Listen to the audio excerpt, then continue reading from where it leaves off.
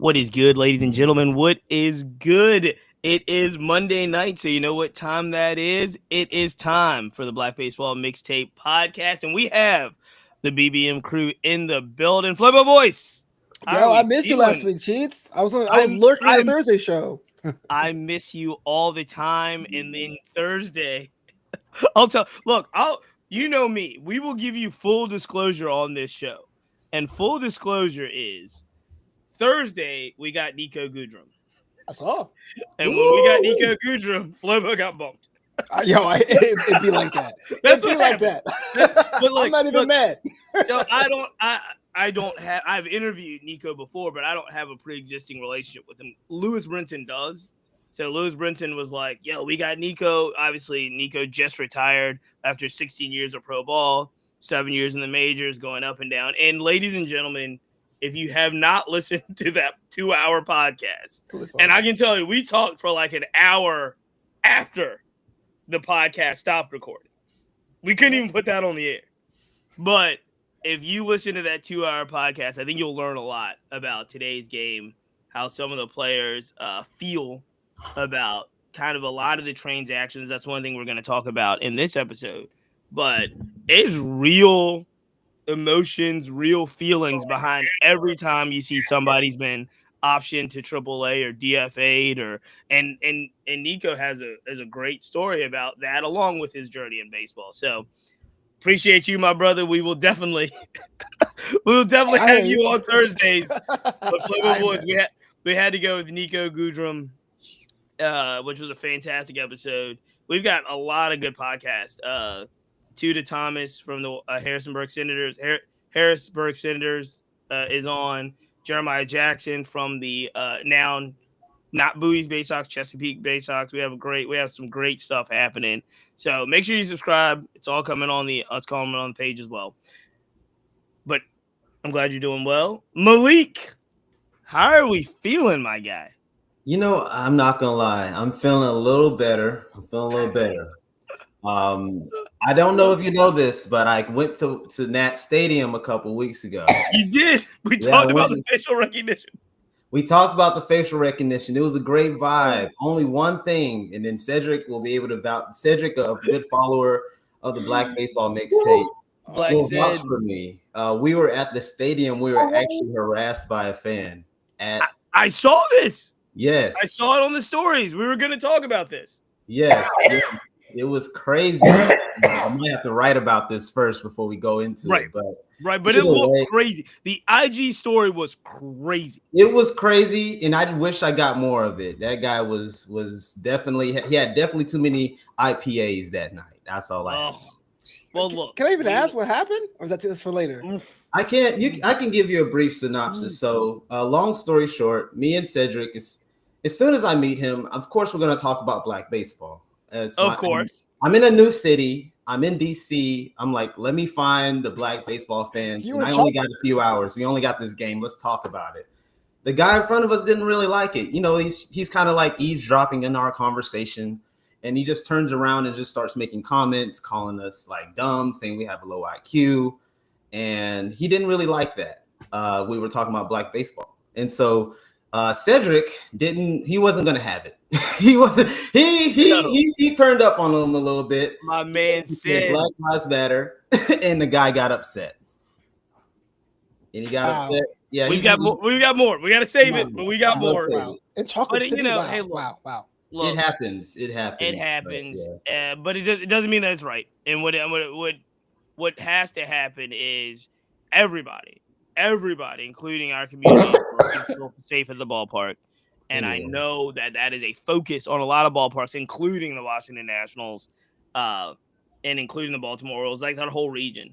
Being safe at the ballpark is paramount, and harassment should not be accepted. No matter, like, again, you guys weren't going around causing a scene, commotion, nothing giant hate speech. Y'all were having a conversation. The guy was listening to y'all's conversation. So honestly, yes, that's crazy. But it's a little crazy. But I'm glad you made it through, my brother. Yeah, I'm from Texas. We're used to it. So, but at the same time, it's DC. That's light.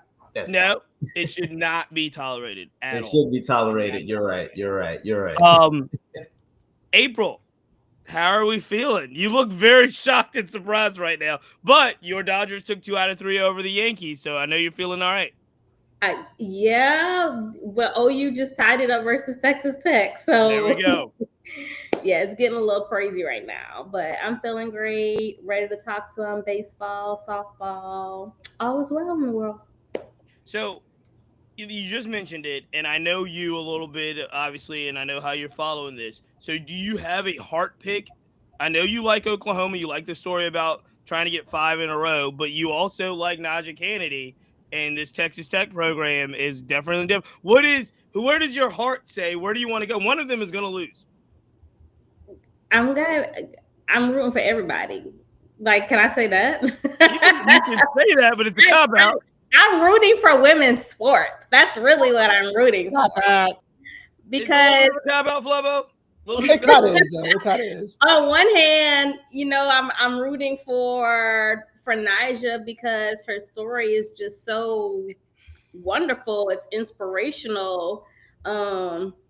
And the Texas Tech coach actually coached at University, we call it ULL in Louisiana. Yeah, absolutely. But Louisiana, and then he moved to Tech. So it's so many different ties. I think it would be great for women's sports to have a 5-time consecutive champ. On the other hand, having someone like Nyjah win a champion and be this face of the league, especially with AUSL starting up, I think it's so many different ways to be able to look at it. So for me, I think that I see the sport winning in general. What am I supposed to say? Am I supposed to just pick somebody to win? I respect the cop out. I was gonna say that's a lot of words. I respect my defense. It's a very diplomatic answer. Like, that is our constituents believe. I'm a girl's girl, so it's really hard for me to make that choice. I will tell you this. I will tell you this, and you can say what you will with it, but as the host of this show, I draw a line in the sand all the time. My line in the sand is this. I am, like April said, I am rooting for my girl Tia and my girl Corey because they are Tony's Promise players at Oklahoma. I love them. They are fantastic. That was one of my favorite teams I've ever seen play softball. The Tony Promise team that played in Seattle 2 years ago, All-Star Weekend. They are fantastic. And there are two girls on that team. I follow all the girls on that team. Love those 2 girls. With that said, I need Texas Tech in the championship. Najee Kennedy is the biggest story. She is Tiger Woods, Serena Williams, Caitlin Clark.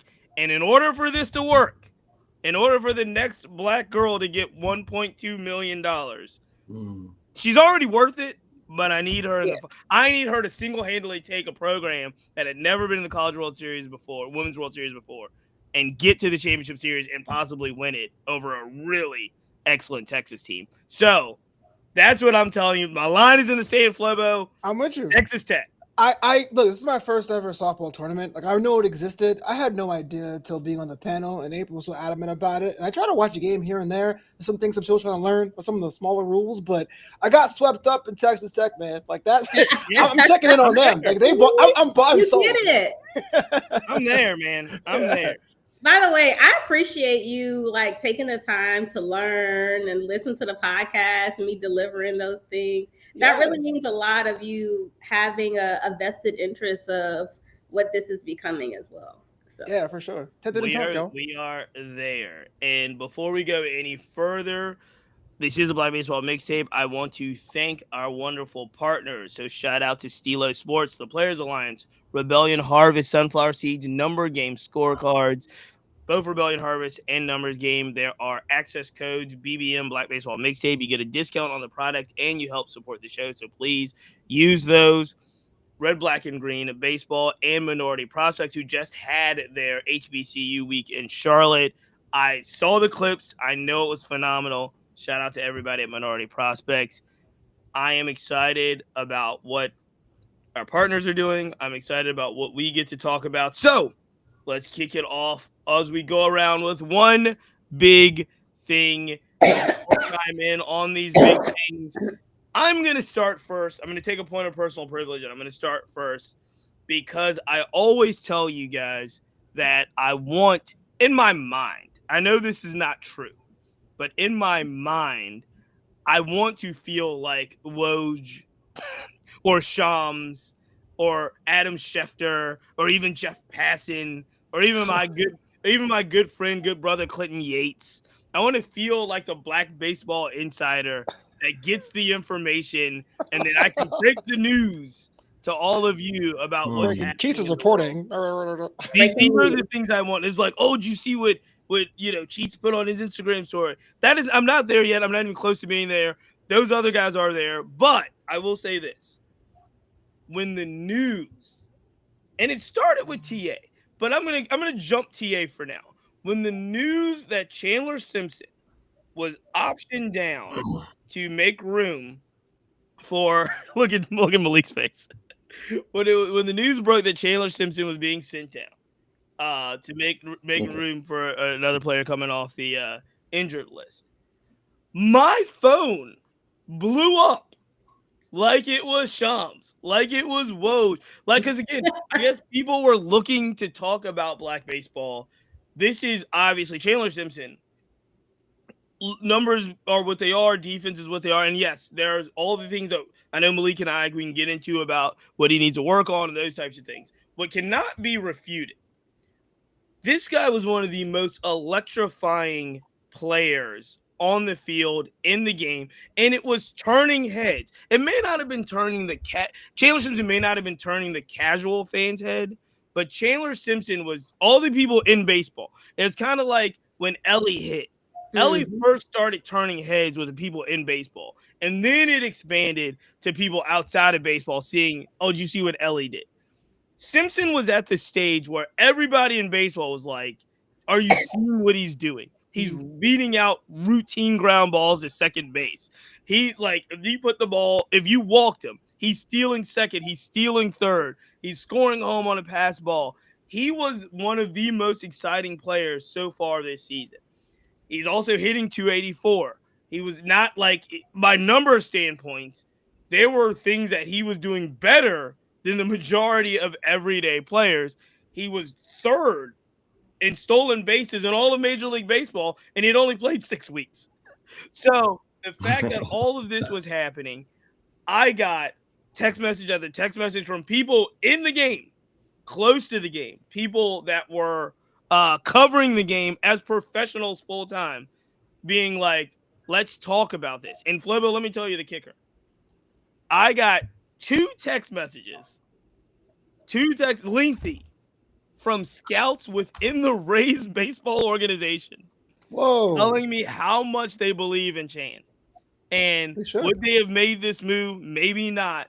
They understand some of the ups and downs. But I will quote one of them that said, I can quote them, but I can't use their name. No one in Major League Baseball believes in Chandler Simpson more than Tampa Bay Rays. Chandler Simpson would not be on the prospect radar like he is if it wasn't for the Tampa Bay Rays, and he would not have been drafted where he was if it wasn't for the Tampa Bay Rays. And this is coming from a Rays insider scout. I stopped there to say, I don't know if this is the Black Baseball Mixtape has made it, but this felt close, Flobo. Yo, take the lap. When you heard the news that Chandler Simpson was being sent down to quote-unquote work on things, a la very much, Malik, you brought it up very much like Jordan Walker, sent down to work on some things. Flobo, what was your first reaction? And we'll get the reaction of April and Malik as well. The first thing I said was, man, Tampa Bay Walmart works again. How many times we have people that come to that organization, get scouted well, and they develop to just a point the main roster doesn't know what to do with them, and then every July they get shopped and picked by other teams that are more competitive, right? Yeah, he was not built for the outfield. Like, I don't know why that was an idea. I understand on paper, but here's a guy that had his strengths. He wasn't set to be successful, and when it didn't work, it was like, sorry, kid, we're sending you back down. I hope it doesn't shred his confidence. And I do hope another organization swoops him up because he deserved better. And that organization did so much, but not help him cross that line. So to tell you the truth, I was shocked. No, but I was like, here we go again. It was the first thing I thought about. Well, and let's be clear, he is not being DFA'd. He can't go to another club. He was just sent to AAA. He is under team control from the Rays, and from what I understand, just like a la Jordan Walker, he ain't going nowhere. Right. Malik, April, I know, is taking this all in from the softball, so I'm going to jump to Malik, and then we'll have April under control. Okay. The way I reacted to this was I wanted to see who the player was that was coming up in reaction to him being sent down, and it was Jacob Mangum. And so I did some research on Jacob Mangum earlier in the season, and this is a 29-year-old like journeyman who's been actually hitting well in the minor leagues for the last 5 to 6 years. He just hasn't been called up because he's in the Rays organization. So when I saw the move, you have Jacob Mangum, who's a better defender. He's fast, not Chan fast, but he can hit a little bit better at this level. I saw the move, and I'm looking at Chan, and Chan is the type of player who's a game breaker. He's a game breaker. Like, he's a guy who can change a game. But Chan has to play every single game to be that game breaker, to be able to get on base, to be able to, change the probability of a game. He can't be a platoon player. He can't be a player that just comes in to pitch run. He has to start. He has to either lead off or hit ninth. And so the move, when I saw the move, I was very disappointed because there's other players that can be sent down that are hitting worse. I mean, Taylor Walls hasn't hit for the Rays ever. The only thing he's really done for the Rays is hit off of, I guess, Josh Hader once. And so that's what I'm saying. Like, I'm really upset because this is the same old tale of black players who do excellently and get sent down. But in the Rays organization, I can see what you're saying is that the Rays, they do believe in this player. We just need more roster spots. And honestly, I think he'll be up before the end of this summer. That is one thing I did hear is that they want him to play every day because he had, unlike, Jordan Walker having to fix his swing per se or do something, who Lord knows what. The one thing that's frustrating, I will say this, is that everybody knows Chandler Simpson is not going to be a power hitter. He's not going to be a power hitter. So don't send him down and say he's got to work on getting more power because that's not the answer. And I started to feel like the Rays understood that when they called him up and gave him this 6-week run, that they know the type of player he is and they can utilize his weapons, the stuff that he does really well. Now, and again, you mentioned it. We're all talking about it. There are things, especially defensively, because I got news for you. He's not going to be a major league shortstop. He's not. They're not going to make him. They're not putting him back in the infield. So there's things that he's got to learn and work on defensively. He cut down, I believe, on his strikeouts, and they want him to get on base even more. So there's a lot of things that I was hearing detail wise about what the organization wants from him. But I'm with you. The man was batting .285, 19 stolen bases, 17 runs, 11 RBIs. And he was doing highlight plays every time. So but what do you want from somebody, right? I think Chandler was willing. He was willing to be self-aware to say, "Look, this is what I'm strong at. This is what I'm not as good at." And I don't feel like he was set up for success. And I ask you this: yes, you got an upgrade, quote unquote, with Mangum. But I ask, going down after breaking your behind on the major league level, would that somehow affect him on a psychological level? Because you're right. He's not going to go down there and come back with a new swing. He's not going to come down there with like 24-inch pythons. He's not going to be a different player. What are we actually trying to do with the send down? Is my question. I can probably answer that. I think he's going to be hungry. I think he's going to be really hungry because the next player that's going to be leaving the Rays, let's just face it, the Rays is a turning door organization. So Yandy Diaz is on the block. Morel is on the block. Walls, we don't know where Walls. He's gonna be thrown to the wall. Tampa Bay Walmart. So he's gonna be at Walmart. So I think that Chan knows that as soon as the Rays start dropping those pins, he's gonna be back and he's gonna be so hungry. His strikeout rate, like Chiefs was saying, is at 10%, which is literally lower than any other player in the league right now. And he's just a good player. So I think he'll be back. He's just waiting for the Rays to do their transactions. Well, here's the thing. In April, feel free to jump in on this because here's the thing. When something like this happens, they're making room. I want to be very clear. The Rays also are not a bad team right now. They're 30 and 29. They're a game and a half out of the wild card slot as of right now. This is obviously pre-All-Star break. A lot of baseball to be played. We're sitting here at June 2nd. So the Rays despite everything that they've been through, are pretty competitive, right? And so the question is, does Magnum give them the opportunity to win more games now than a Chandler Simpson? I don't know. What was your original? We'll go back to the original question. What was your initial thought, April, when you heard that they were sending Chan back down? Well, I didn't understand it because I was like, well, he's performing rather well. He's making a name for himself. Like, people are excited to see him play. Isn't this what most organizations want? They want a name on the field where people are literally buying tickets to go and see. Yep. So, like, even my dad is calling me, like, my dad was mad. Like, he was mad. He was like, what are they doing? Why would they do it? Like, people, like, and granted, you know, there's Yandy Diaz and you have a couple of other players on the team, but let's keep it 100.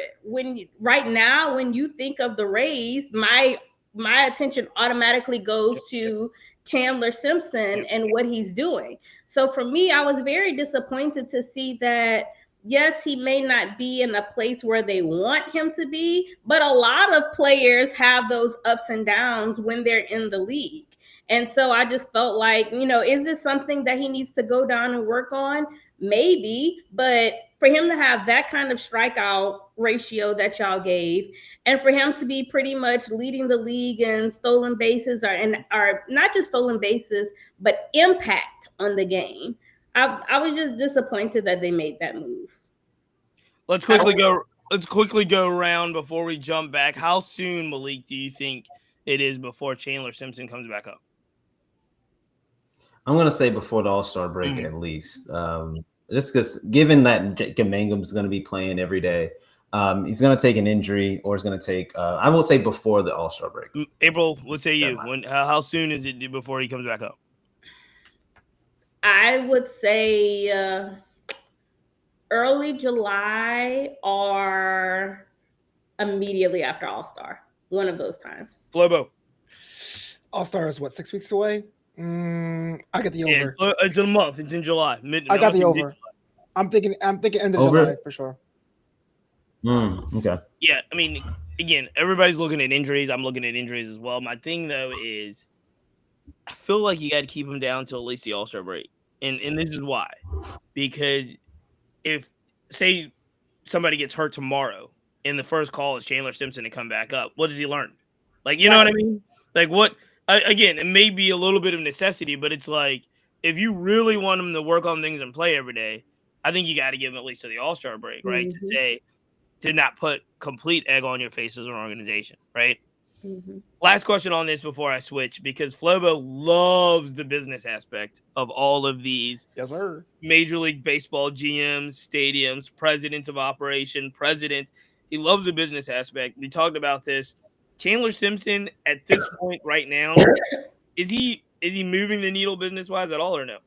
It's hard to say with Tampa Bay because nothing is moving the needle with that organization. They're in a very winnable division and no one talks about them. They're currently second. And so, yes, if I was a GM of the Rays, I would say, yeah, there's some value in that. You could probably build around him being a Gen Z into Gen Alpha and having him be the spirit, that kind of a cultural thing, but it's not on the level of some of his contemporaries. This is why I think that he'd probably be moved to another team quicker than most.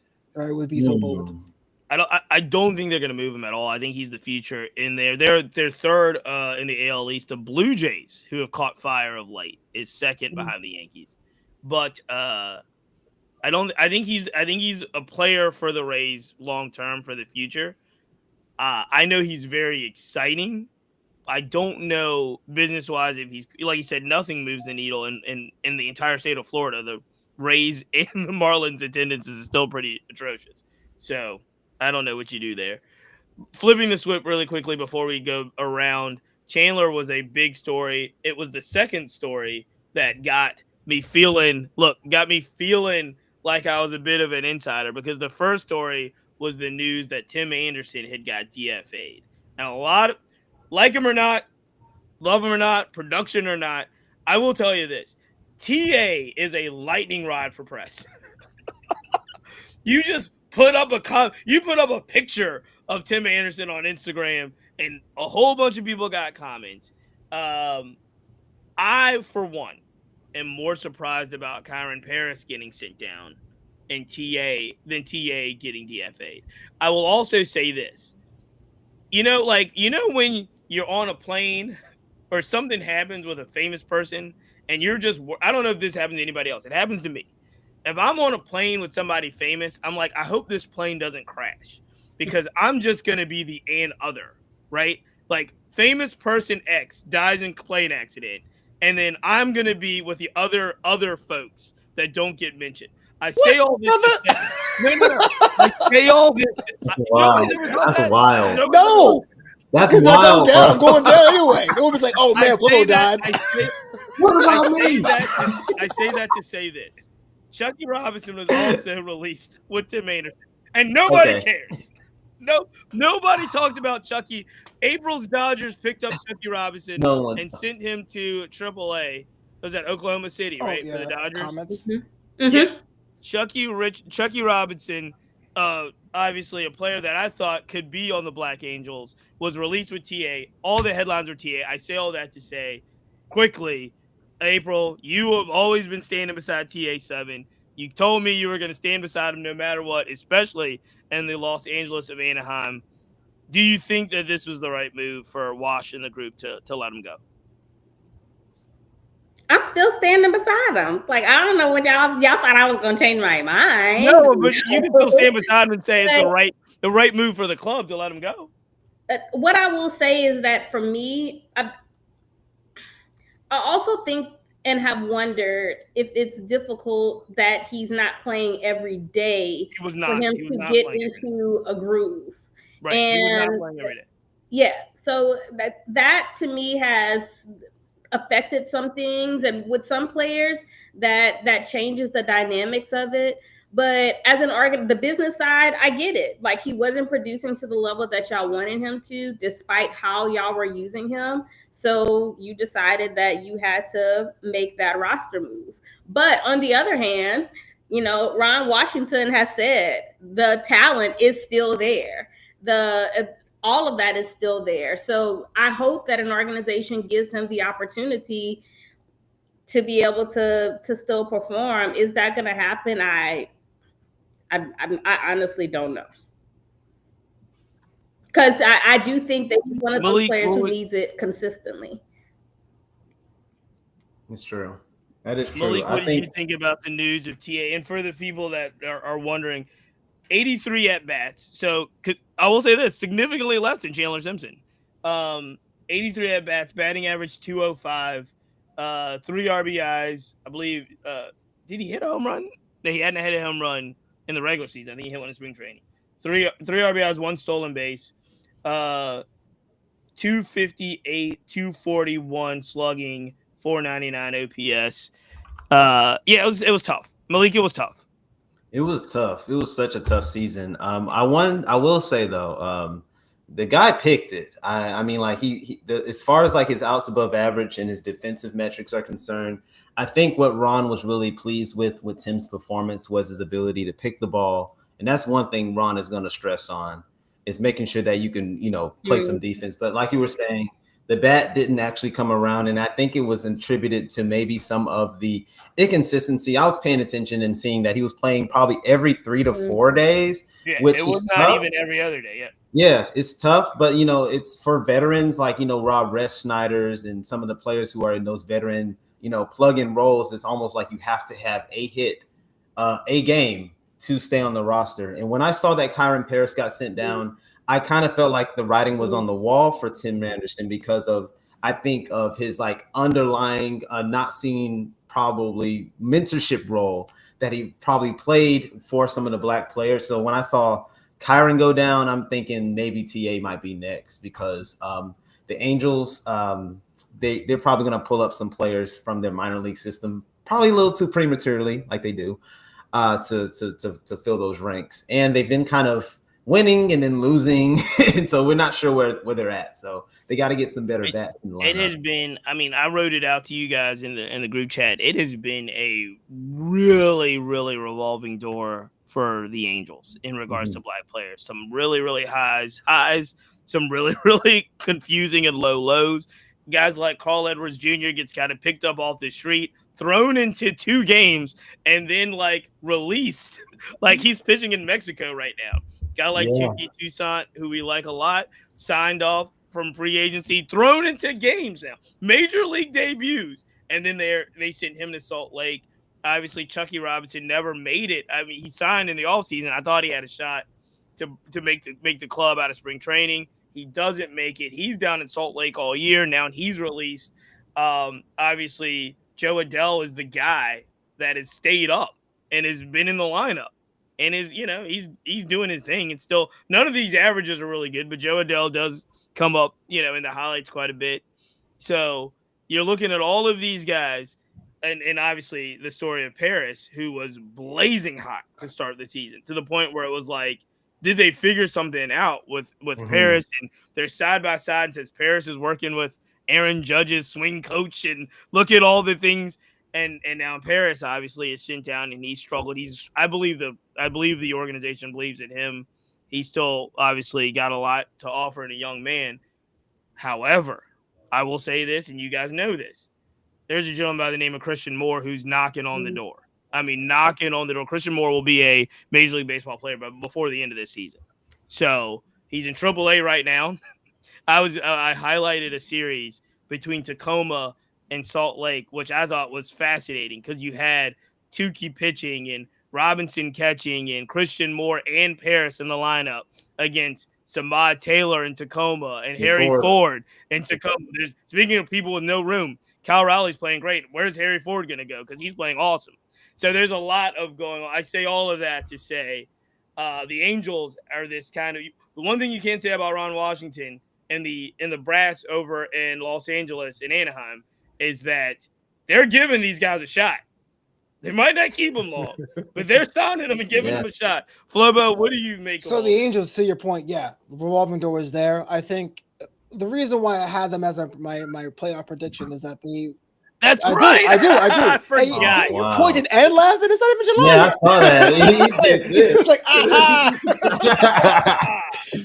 like, it was like the evil. Right. Yeah, he's behind at me. No, but the idea was that, much like the Royals last year and the Philly and the Diamondbacks 2 seasons before, there was this idea of, let's get the reclamation products, like the veterans, get the young boys, and then swap out parts. But it does seem the Angels don't want to commit to a certain makeup, and chemistry is a big part of it. Now, in TA's case, why he will ever be on the news press is that guy had one bad day at work, and people just love that, and they'll keep using that forever. I mean, I'll see the comments, and this is usually from the people who want Trevor Bauer to have a job, who are like, down go TA. So they're putting on his downfall. So you're in a market, and I like going to Angels games, but I'm very apparent the clientele that go to Angels games, and you're seeing TA fail, then he gets released. It looked like he wasn't going to be there long term anyway. Now, I do think he has a role on the team. I look at Sterling Marte over in Queens. He's 36, and to TA's 31, and still contributes. But you're right. The offense has to be up, even though he's not playing consistently. Yeah. Malik, last word on TA before we move on. Last word on TA. Really a last word on the Black Angels. The Black teams are a revolving door. It's like a universal circus, It just tours different regions. First, it was the Mariners in 2019. We had the Angels this year.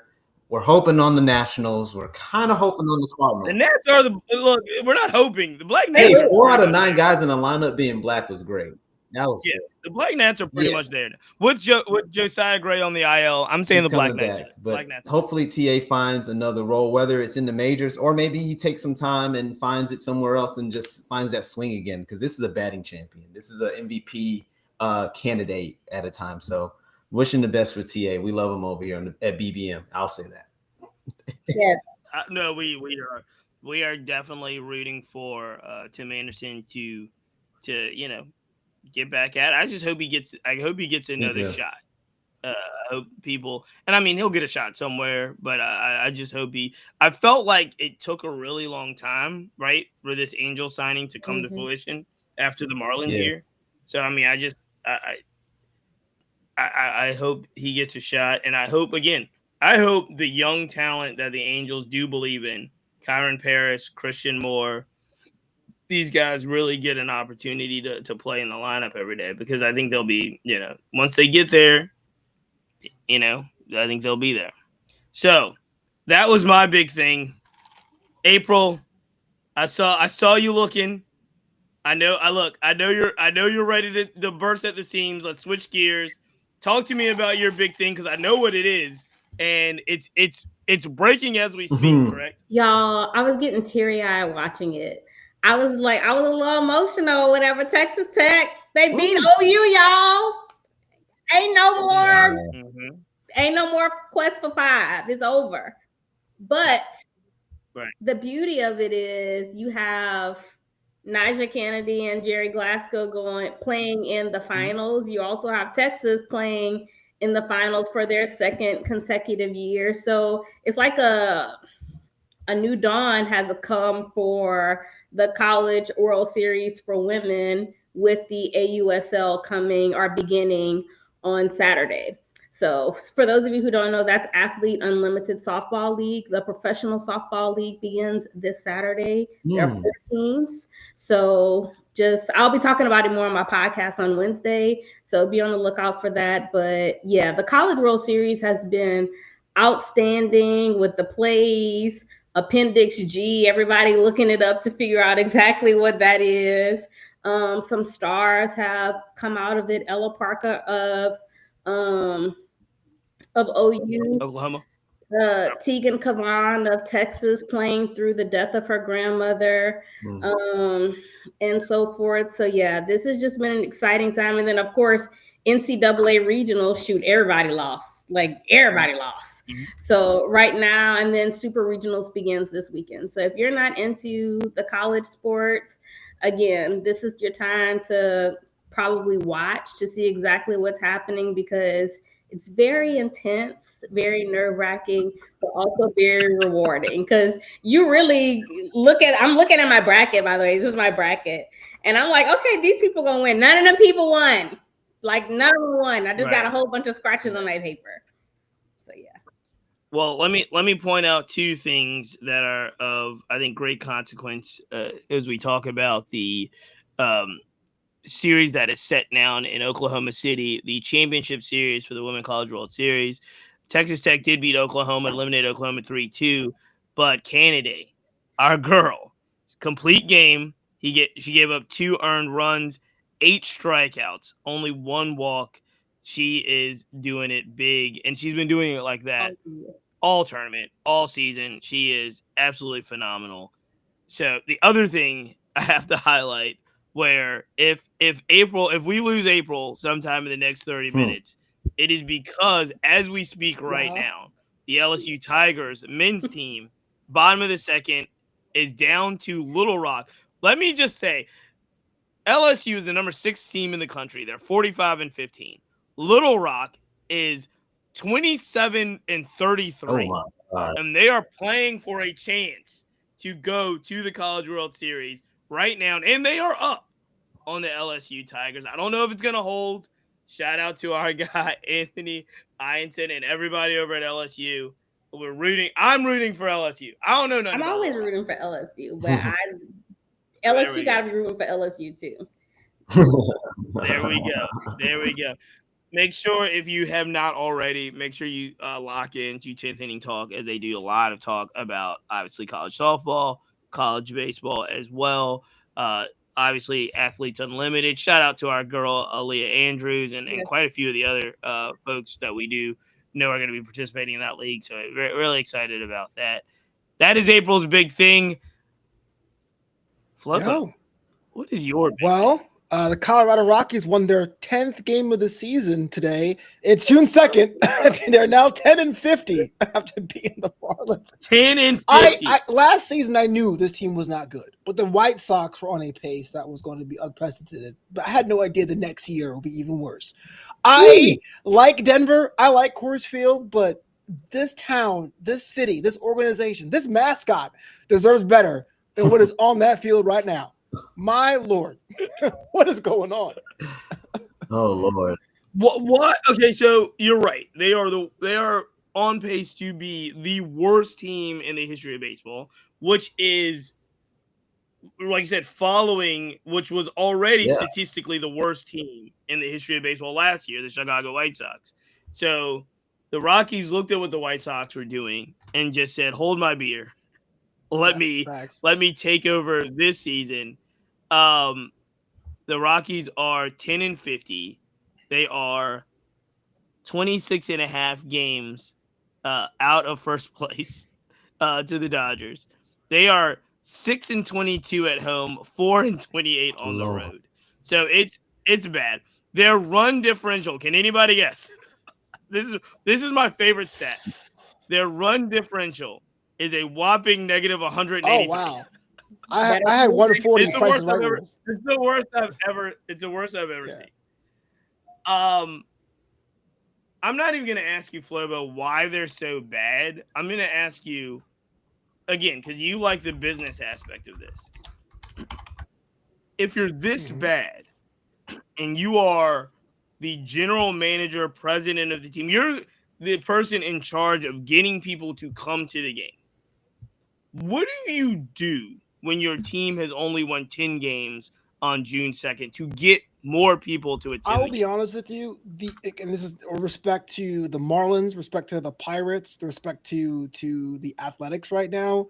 Being the general manager of the Colorado Rockies is the hardest job of all 30 teams, because when the team was mediocre, they had $5 tickets. They had free entry on certain days. They gave away tickets when they were okay, but now they're even worse, to the point where people, I mean, look, let's be real. There's some teams that know where they are in their place and the ranking of things, and people go to the games and have a good time. But you've got people in Denver with a paper bag saying, "I'm not coming." You would have to do a overpay of a free agent, the likes of never seen, much like they did with Chris Bryant years ago, to say, please come to these games. But you know how that worked out for them the last time they did it. So it is definitely like a puzzle I don't know how to get out of. Can I say something? April, what do you do? Yeah. Absolutely. For me, I distinctly remember this offseason, maybe it was the GM or the owner complaining about, well, you know, certain teams, they have all the money. So, like, sir, you're not even trying. And for me, when I see these things happen, and this is, again, no shade to the players, but you got to participate. You got to be in the game to at least try to win it.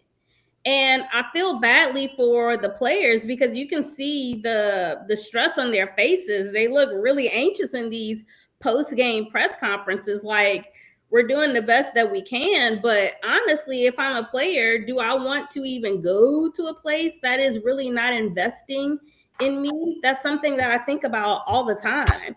So yeah, they can offer me something for free, but I'll tell you this. And normally if it's for free, it's for me kind of girl. However, I'm not going and wasting my time for something where I can at least enjoy it. Like, that's just something that I can't do. But to your point, I mean, there's some teams out there like Cleveland that don't historically spend, but you talk about them because they are competitive. How do you have a non-competitive team and you cheap? How you broke and stingy? That don't make no sense. That's what I'm saying. Like, come on. Pick a struggle. Pick a struggle. Malik, what do you do knowing you're as bad as you are? I'm not asking you how you get better. How do you get people invested in a ball club that is this bad? You don't. But you don't. But from what I've understand about the Rockies, and this is probably going to kind of inform why they're so trash. You have an environment where you're supposed to hit, and none of the players are hitting. Another favorite stat about the Rockies that I really like: their second leader in F-WAR is a reliever. The first is a pitcher. Mm-hmm. So that means that in just for context, everyone on here, a reliever really can't get more than 2 WAR in a season, 2 wins above replacement, because he only coming in the game maybe 60 innings a season. If your reliever is one of the best players on your team right now, you know there's some real problems. Another thing about the Rockies is what I've understood is that they run like a mom and pop shop. So they're very loyal. They're very generous to the people that are in their organization.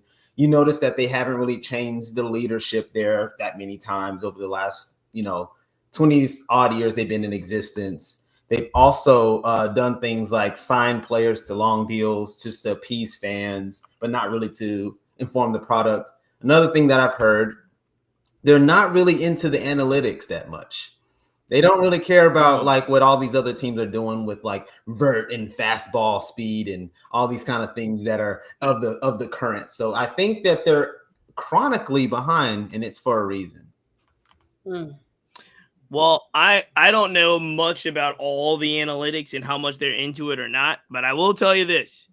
On my spreadsheet of black players, the Rockies have 0 Black American born That's players. another thing. That's bad.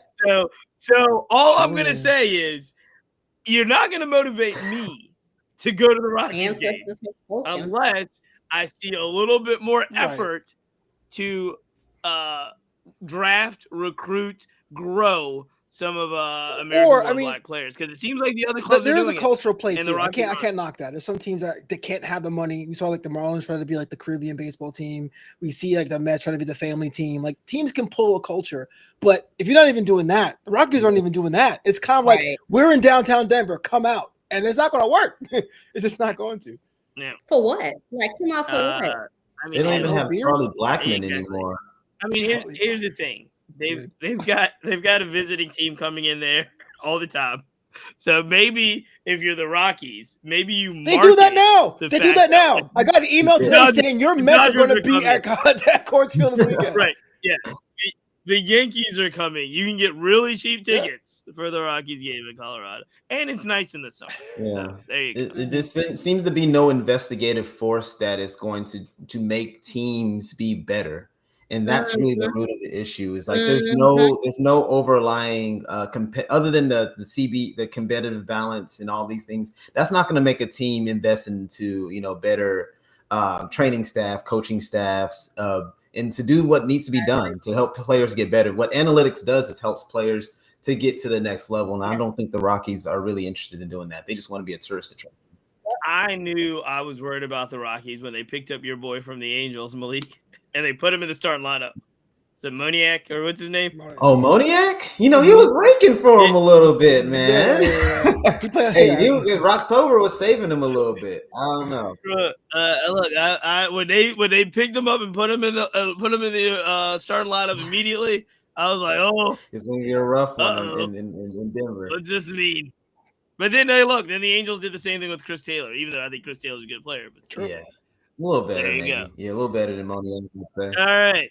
Well, that is the big things that we had to go over to discuss and talk about. We have a little bit of time left, and I've got a big reveal on our first ever Black Baseball Mixtape Black Power Rankings. So I will shelve that for 1 second and just quickly ask you guys. We just finished up a pretty big weekend, I think, for the casual baseball fan. And what I mean by that is out in LA, they had the World Series rematch, 3 games. Huge, don't shake your head, Flobo. Huge rating. Oh, huge rating, but it wasn't really a contest, rating. Though. And the Yankees won one. It wasn't a contest. They got to smack them again. Every time I looked up, Shohei Ohtani and Aaron Judge were hitting home runs. They delivered. Judge had no help. There was some drama, not in game 2, but there was some drama there. And then there was the blowout of all blowouts in game 2. Dodgers just shellacked. Judge brought the 16 Cavaliers to Los Angeles and got smacked, bro. As we kind of went through this weekend, again, big time stars in LA. Obviously, we talked about it last podcast. The fact that all of these games are nationally televised. There's not like, and you know what I mean? These games are not, we're way beyond the regional scope. They're putting the Dodgers and the Yankees and the Mets and the Phillies. They're on the national kind of schedule all the time. I'll start with April because your Dodgers did win 2 out of 3 of the Yankees. How good was this weekend for baseball? Like, how good was it that Sunday night baseball was Yankees-Dodgers, Friday night baseball was Yankees-Dodgers? I mean, they were national games. It's great because my phone kept blowing up. And my phone was blowing up because people were excited because those are the names of the teams that they know. Those are the players that they know. And so they were interested or invested in the games. But I think it's also amazing because, yes, we already know how 5th inning World Series happen for the Yankees. But for me as a fan, I did wonder, the Dodgers in their heads a little bit because it seems like maybe that's what they mind control over Debo. That did make me wonder. But for two historic teams to have this matchup, they did it on the East Coast last time. They're back on the West Coast this time. I think it's just good for sports to have, when we talked about the rivalries, these kinds of traditional rivalries to exist and to continue to uplift, because regardless of the outcome, people are going to show up. Malik, is this the best rivalry in baseball? Yankees Dodgers? Not yet. It's not the best rivalry. There's not enough drama. Like in current baseball. 2025 baseball. It still isn't. It still isn't the best one. Okay. It still isn't the best rivalry. There's not enough hate. There's not it. enough So who's the hottest not enough rivalry bench now? clearing like situations for that. I need somebody to like talk about someone. I need someone to throw a ball into a dugout. Yes, that's me. I need a little more like, talking crap at the catcher and then coming around and everyone starts coming out of the bullpen like they're gonna do something. Right. That's what I think. I need some more of that. It's a competitive rivalry, I will say. You need Tommy Pham. I need It's a Tommy legendary Pham to by rivalry. the Dodgers and the Yankees. It's not I'm about to come out of this dugout and handle business. So under that scenario, is it Flobo? Because I know you were getting at this as well. Is it Dodgers Padres? Is it Phillies Mets? I mean, what is it? Because it's not Yankees Red Sox anymore. It's not like they're going to be fighting each other. It's either going to be Phillies Mets or Dodgers Padres. I say this not to be biased because I'm a Mets fan, but like the Padres can't be a big rivalry or a top rivalry. They haven't won anything, right? That's no offense, but they haven't won anything. It's like what? But there's hatred there. I think they were looking for hatred. I'm hearing that the Dodgers don't hate the Yankees. The Dodgers and the Padres. Like I don't hate the Padres. The Padres hate us because they want to beat us and have what we have. That's really what all of this boils down to. You're upset that we win championships and you can't complete the job. Okay, Kobe said the job ain't finished, and for y'all just can't get the job finished. That's what it is. So. But if I was programming the biggest rivalry of the weekend, I'll do Phillies Mets, I'll do Yankees, even Astros now. But like I would not put the Padres because they've been so statistically irrelevant. Not to knock them, but they haven't won anything. They haven't really threatened any long-term success. Like, I would say the Reds Pirates, yeah. All right, so really quickly, what's your vote? What is the biggest in 2025, June 2nd? You're programming what you think the biggest rivalry game is. What game do you put on the schedule? And the reason why I'm going to go and be all biased and say the Mets Phillies is that they were just in the playoffs together. They're divisional rivals and they have a geographic distance so fans can populate each other's ballparks easier. So I'm saying Phillies Mets. I like it. April. Even though the Padres haven't won anything, I do still. You just went on a speech about how they're not, and this is not it. I'm still gonna go with Giants Dodgers. Is what I'm gonna say. You're going with Giants Dodgers, okay? I like it. Where are you, Malik? Biggest rivalry? I feel like the Reds and the Pirates got the oldest beef. It's like they pop off for no reason with different rosters and different teams. We seen them do it with Puig. We seen it Amir Garrett. We seen. Oh my God! I'm waiting for the next Pirates, but they got Cruz and Cruz, so I feel like they're not gonna go off and fight each other. They kind of like look like cousins. But I'm waiting for the next Reds Pirates scuffle. Y'all remember Derek Dietrich? Y'all remember that 3-homer game? I'm waiting for the next scuffle. They have the best fights. The Cruz stare down. I respect you. Cruz stare down. Wasn't there just a fight? And who were the Pirates fighting? The Nats. The Pirates were just fighting the Nats, right? I'm talking about fights. Somebody got hit in the head, and there was a fight. Had done ish. I think it was the Pirates always getting in the scraps. I don't know. It's their own. Well, it was like last year. The Brewers were always getting in scuffles.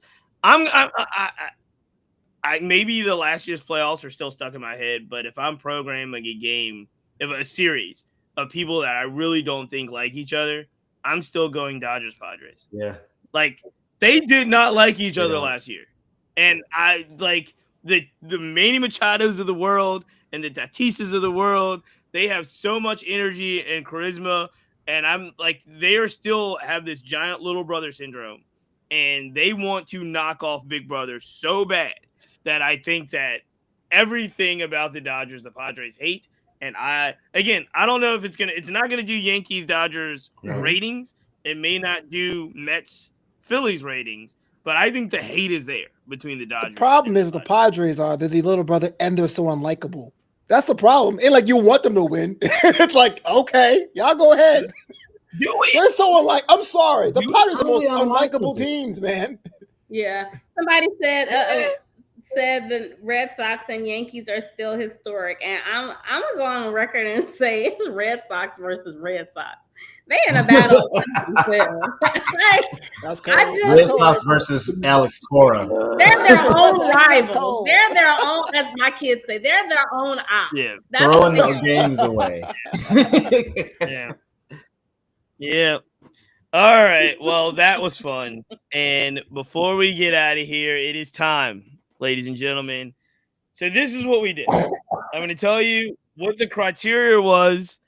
I will not be able to reveal everyone's vote, but I will reveal enough votes to let us know who, drumroll please, will land on our inaugural first ever Black Baseball Mixtape Power Rankings. Black Power Player. I don't even know what to call it. Black Power. I don't know what the best word is. It's the Black Power Rankings for the Black Baseball Mixtape podcast. Okay, so the only criteria was this. You had to be an American-born black player, okay? And you had to pick your top 3 pitchers and your top 3 position players. That is it. That is how it all votes out. Now, under most circumstances, you know, if you're rating pound for pound best boxer or something like that, everybody in the kind of Writers Academy will have a vote, and you tally who has the most first votes and second place votes, and you come up with the pound for pound rankings. That is exactly what did not happen here. This did not happen because we only had so many people participate, and there are people that were on the list to participate that didn't participate, and then there were so many emails that I got or texts that were saying, cheats, I don't know any black pitchers. I ain't got time for all that. I mean, it's a challenge. So man. this is what I did. I took everybody's vote, and then I basically made a list of who I will rank this month for the Black Power Rankings based off everyone's input, and then who actually comes to the top. There is no surprise for me at the top. So we will go top down because there is no surprise at the top. I will go position player, pitcher, blah, blah, blah, blah. So, ladies and gentlemen, drum roll, please. Before I really get through this, any clarifying questions about the power ranking? Is the first pitcher considered number 1 or number 2? If you're going player, pitcher. I'm going to say the number 1 player on the black. There's 2 different categories: pitchers and position. We are not mixing them together, so there's not one overall one. Yeah. Okay, so it is going to be top 3 position players, top 3 pitchers. I might get some honorable mentions, or I might just share who other people voted for. I think that would be cool. Any other clarifying questions before we do this? American-born black player, African American, if you will. I will also say I count biracial players. That was a clarification that needed to be made earlier on. And I don't care. Last clarifying thing.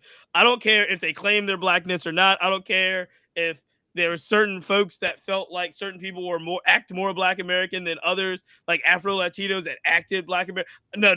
This is what we're doing here. Just letting you know, because there's all of these exceptions that people wanted to make for me. But this is what we're doing. So, no surprise. Everybody knows position player number 1 is the easiest choice right now. All rise, Aaron Judge. Aaron Judge is the best player in baseball right now. And, you know, Shohei is up there. What's his name is playing out of his mind. There's just so many players playing out of their mind. But it really is Aaron Judge all day, every day. Number 1 position player in the rankings of the first ever Black Baseball Mixtape. Power rankings panel. This is the easiest decision of the world. Any questions about number one? No one else got number one votes, by the way.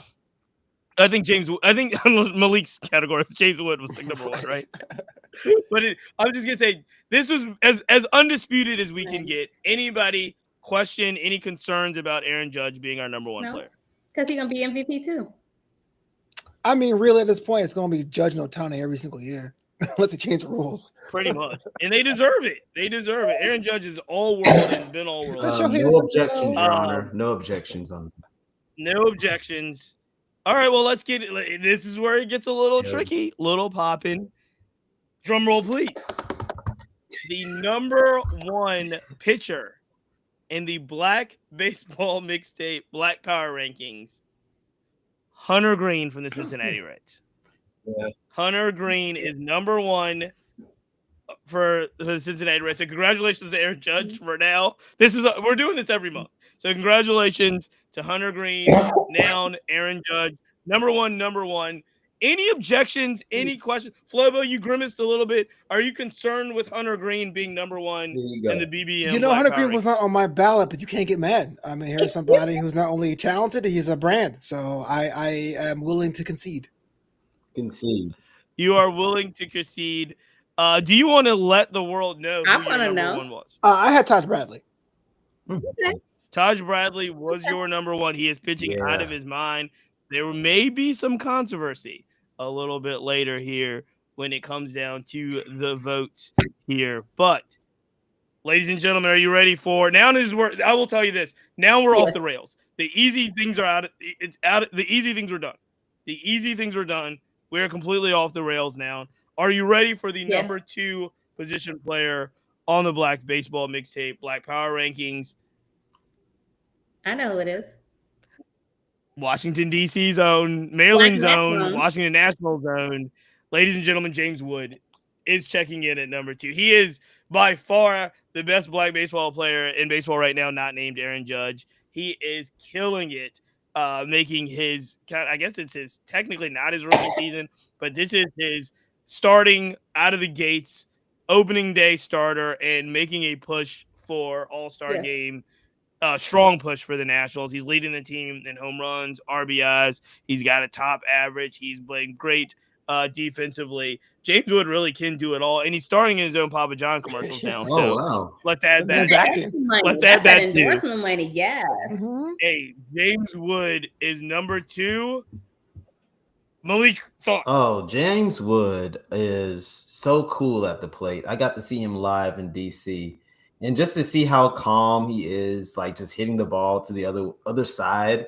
And I think just looking at his stats, he's much better than what we've seen out of Kyle Tucker in the first year. And actually, I've seen a side-by-side of the first 136 games. His numbers are almost identical, if not the same, as Juan Soto's and Bryce Harper's.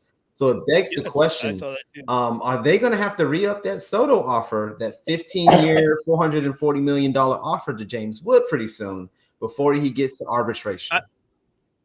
No, I mean, I don't think he gets that number, but I think he's next in line to get extended. And I don't know, obviously, I don't even know if he's entertaining extensions. What about perhaps Julio money? Because Julio did sign over 210, 280. So I don't know. I feel like the Nats need to lock up this one. They let Harper go. They let Soto go. Robles was a little bit of a miss. This is a homegrown Maryland player. Yeah, so they ought to lock this one up, or they're gonna lose another left-handed right fielder again. I love it. I absolutely love it.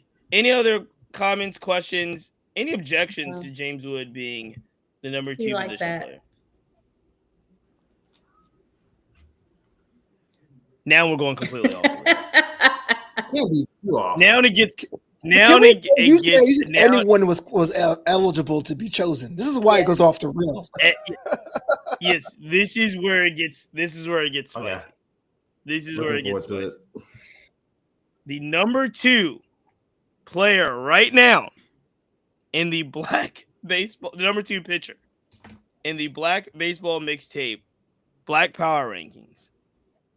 We are going outside of the major leagues, ladies and gentlemen. we are going to double A. Ooh. The number 1 draft pick. I think maybe number 2 overall is I think only top 5 pick. Cincinnati Reds organization, Chase Burns. Chase Burns is killing it in Double A for the Chattanooga Lookouts. Every time he takes the mound, it's 6-7 innings, 8 strikeouts, 10 strikeouts, extremely low earned run average. He is listed as the number 2 black pitcher in all of the power rankings. So what I say this goes off the rails. While I'm not surprised about this, and I do think Chase Burns is pitching magnificently, you are not looking at the Taj Bradleys, or who I think deserves a shot and did get votes. Taijuan Walker got votes. Devin Williams got multiple votes, surprisingly, and I think that it has to be off of reputation. But he's been pitching well lately. He's been pitching well lately, but is he pitching Black Power rankings well? Okay. I don't know. But Chase Burns got the nod, and here's the thing this is the one thing that this will tell me. In April, while we're watching this, I do want to let you know, Little Rock 5, LSU 1. I turned it. They just got out of a bases loaded jam. I turned it. I will not do that to myself. Okay. I'm just letting you know. I'm being a professional on this show right now. This is where it gets dicey, Flobo. This is where they pick the indie wrestler over the wrestlers in the WWE and the AEW. This is where you go to Ashe Wrestling in Charlotte and pick their world champion over Ricochet. Yeah. Chase Burns over the field, because again, this is number 2. So Hunter Green's number 1. Chase Burns is listed as number 2. Do you object? Because again, pitching in Double A is not pitching in the major leagues. I object because the only rule you had was what? They had to have been American born. Where is Chase Burns from? He's not American. Chase Burns is not American? Hold on. He was born on foreign soil. He is not American born. Hold on. He was born in Italy, bro. Wait a second. That is not how that works. Is he an American citizen? He said American born. Wait. Yes. Wait a second. This could be the biggest scandal. He's Italian. This could be the biggest scandal / Mamma mia. No, seriously, because I did not think twice about this. I didn't look it up. What do we know? Flobo, break the story. What do we know about? I think he grew up in the South, but I think he was born on Italian soil, like Rome. Or is this a military base? I believe it's a military thing. But your rule was American born. You didn't say American national. He did not. He's born in Italy. Citizen. He's born in Italy. This is shocking. Scandalous. This is a sham. This is worse than when I found out. Hey, look, I'm going to be the first. 21 Savage was British. Hey, guys, I'm going to be the first to admit I did not know this. This is all new information in real time for me. So I got to defer to you guys. He's Italian. Is Chase Burns actually ineligible? No. I hope not. That'd be kind of messed up. I would feel bad. Don't make me go on a history teacher rant. You brought this up. I was messing around, man. I was just this is serious business. He was born in American Empire, so I guess he's American. It says Naples, Italy. He is 22 years old. Naples, Italy. Hey. University of Tennessee, Wake Forest. He went to high school in Tennessee. Oh my! Does he know Italian though? Does he know Italian? That's gonna change some things for me. Yeah, that's gonna change some things for me. we have to dig it. So should we put this on hold? No. He's number 2. No, we can't. We can't go back. This is serious. I can't have ineligible people. on the power ranking. Yeah, you did say it's the first one. Do what you want, man. Lobo decided do Watergate and then say no, never mind. I was just messing around. You just can't say no, never mind. This is fantastic. He's American to me. That's all that matters. He is breaking news. All right, so I don't know what we're gonna do with this information right now. Like, guys, I am not prepared for this.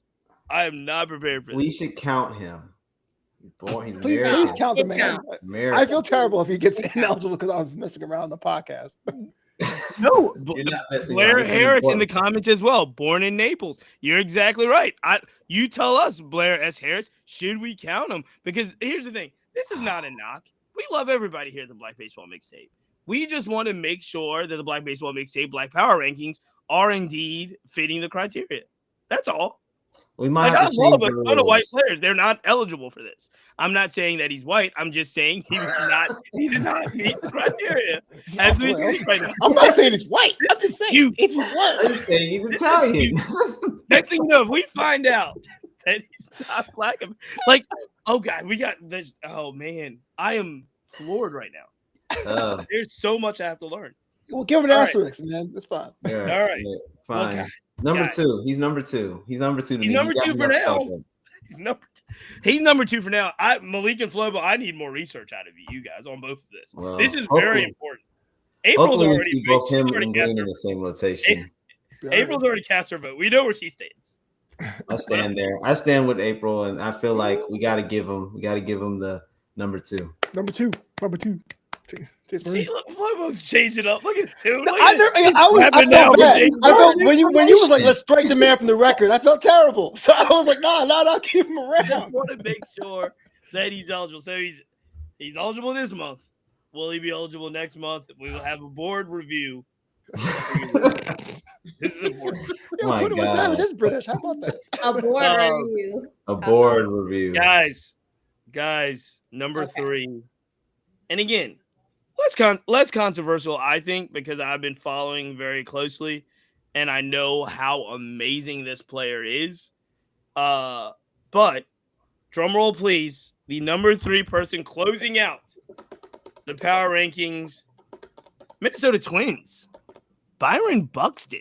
Byron Buxton, I can see number that. 3. So, full recap of the position players. Aaron Judge, number 1. James Wood, number 2. Byron Buxton comes in at number 3. I can see that. Are there any objections? Say you panel. Speak now. Flobo, is Byron Buxton eligible? No, yes, he's very much so. Yeah.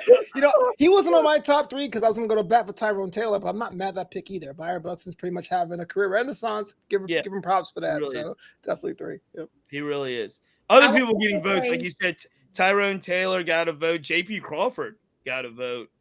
Drake Baldwin got a vote. A lot. Who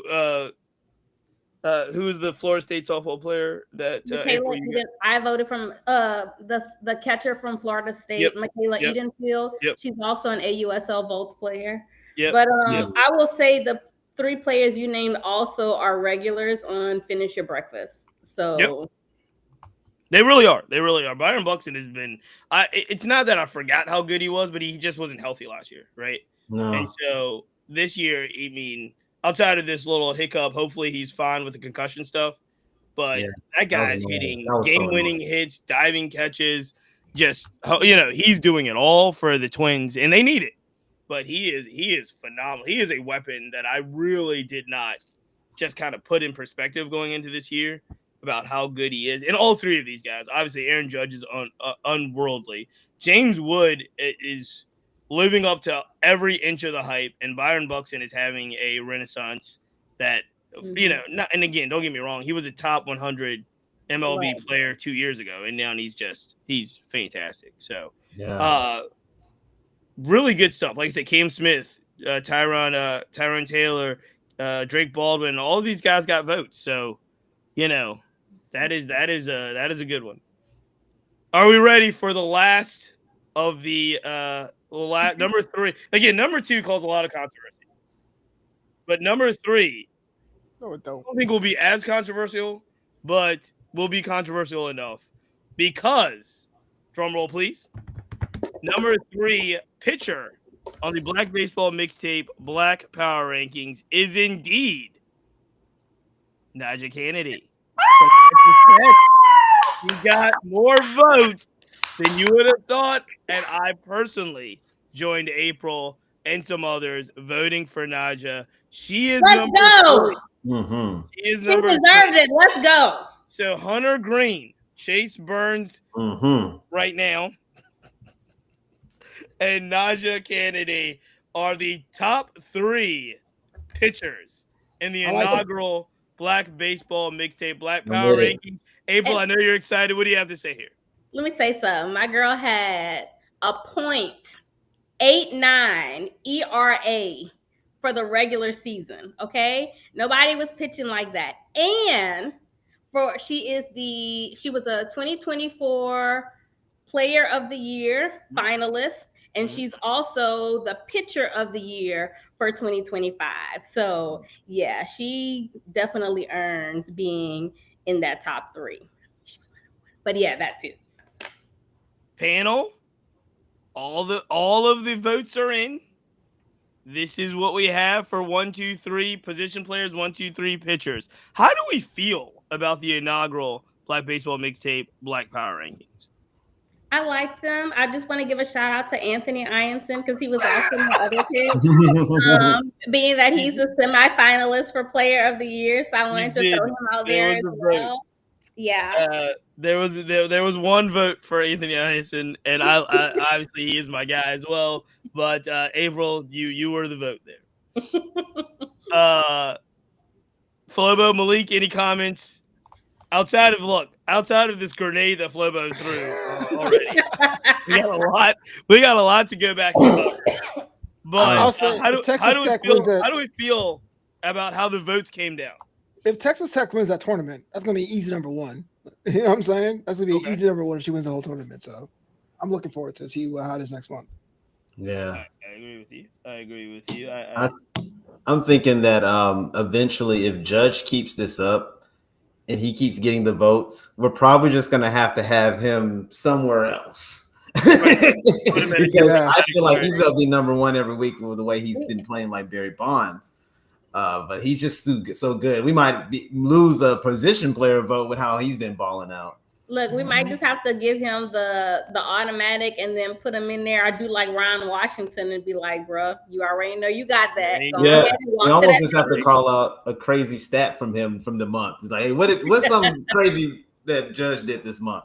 We will have to rename it the Aaron Judge Black Baseball Mixtape Power. Yeah, honestly. Black Power Rankings in it. No, I mean, you know what? I'm going to give him the year. If he wins the whole year, he wins the whole year. He deserves it. But you know what's that?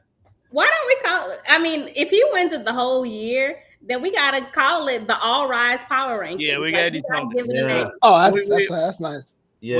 We will let him, because again, anything can happen. This season could get crazy, and people get booed in New York. Look, this is better and easier than voting for the Baseball Hall of Fame. So I will say this too. I will add that Chase Burns isn't the only controversy that we had. There were tons of people that were eligible to vote that did vote for ineligible players.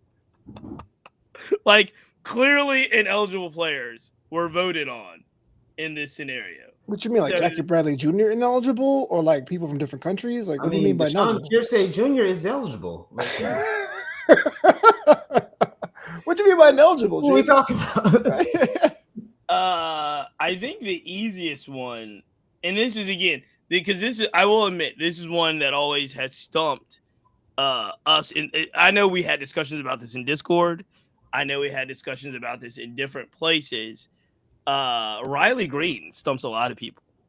Oh, I see. I think we have determined that Riley Green, I believe, is half Puerto Rican, half Caucasian, right? I think that was it. Something along those lines. I forget which, but yeah, definitely wasn't meant. That was what it was. Yeah, I thought he was black. Let's ask him. Let's ask Royce. This is fantastic. I will say some other folks receiving votes. Michael Harris received a vote. Lawrence Butler received a vote. Cedric Mullins received a vote. Again, Ronald Acuna Jr., ineligible, but received a vote. Sure. So, Dominican. Jack Flaherty received some votes. Yeah. Again, I think people were a little bit more hopeful when they voted for Devin Williams or Marcus Stroman, but it happens. It happens. Next month. I also think it was kind of hard to pick black pitchers, but I do like the fact that we named other pitchers to put out there. So that you got to expand the field of what's out there. I would have voted for Kason Witherspoon as well. So I voted Oklahoma. He was on my list. Was he? No, he wasn't on the final list. I had him as honorable mention. Oh, okay. I was like, wait a second. I was like, I got the votes right here. It was not. Honorable mention. I sure did. We might have been able to push Kaison over the top. You were riding down with your LSU Tiger. If you had put Kaison over there, dang. Yeah, but no, I had him as my honorable mention. So all right. Well, look, this is a fun exercise. We will do this again. Really we will do this on July 1st, and we will expand the voting field. So, you'll probably get a message from me trying to figure out where people were born. We'll have a review panel about Chase Burns, and we'll figure the rest of this out. Guys, this has been a lot of fun. We got to thank our sponsors one more time. Stilo Sports, the Players Alliance, Rebellion Harvest Sunflower Seeds, Numbers Game Scorecards, Minority Prospects, Red, Black, and Green Baseball. Flobo turned some heads this last week with his article on the Black Baseball Mixtape website about New York Yankees City Connects. I had somebody stop me over the weekend and try to talk to me about New York Yankees City Connects as if I was Flobo Boys. And I had to politely say, I appreciate you reading the website. I didn't write the article. You got to talk to Flobo about this. You got haters out in the streets calling you out? No, it wasn't even hate. It was just like they wanted to talk to me about, if the Yankees should do it. I didn't even know where it was coming from at first. It was awesome. But and then it came to me that it was because they read the article on the website. And I was like, I am not Flobo Boys. That's what's up. You should I appreciate that. We're growing. We're growing slowly but surely. So I really appreciate all of you, all of our sponsors. In the booth, Flobo Boys, 10th Inning Talk by All About April. Baseball website, Butterman Baseball. Yeah. I want to make sure I got it right. Yeah. Make sure you follow all of them. We will be back later this week with a brand new. I don't know if this is exclusive. I don't think this is something I need to keep quiet. Tomorrow, I'm going to be sitting down and chatting with Tony Gwynn Jr. That'll be coming on the podcast pretty soon as well. So a lot's going on. We really, really thank you for your support. Until next time, see you guys. We're out.